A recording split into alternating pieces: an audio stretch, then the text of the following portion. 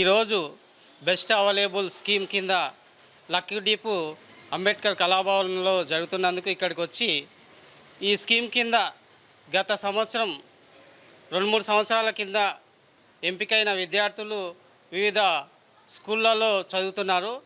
వాళ్లకు ప్రభుత్వం నుంచి ఎంపికైన విద్యార్థుల తరపు నుంచి ఫీజులు రావటం లేదని చెప్పి స్కూల్ మేనేజ్మెంట్ వాళ్ళు పిల్లల యొక్క తల్లిదండ్రులను ఇబ్బందులకు గురి చేస్తున్నారు. వాళ్ళకు రవాణా సౌకర్యం కానీ, స్కూల్ యూనిఫామ్ కానీ, పాఠ్య పుస్తకాలు, నోట్బుక్లు కానీ ఇలాంటి సౌకర్యాలు అరకొరగానే అందిస్తున్నారు.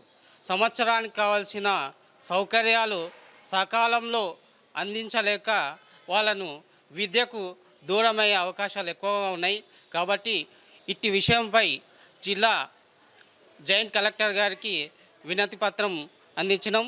అదేవిధంగా షెడ్యూల్డ్ కులాల ఉపసంచాలకులు అయిన మేడం గారికి కూడా ఇటు విషయంపై ఒక లెటర్ మెమోరాండం ఇచ్చినాం.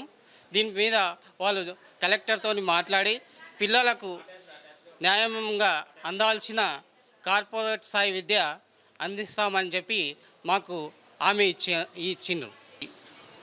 జిల్లా ఉన్నతాధికారులు స్పందించి ఈ బెస్ట్ అవైలబుల్ స్కీమ్ కింద చదివే విద్యార్థులకు మంచి విద్యను అందించి వాళ్ళకు తగిన న్యాయం చేయాలని కోరుతున్నాం.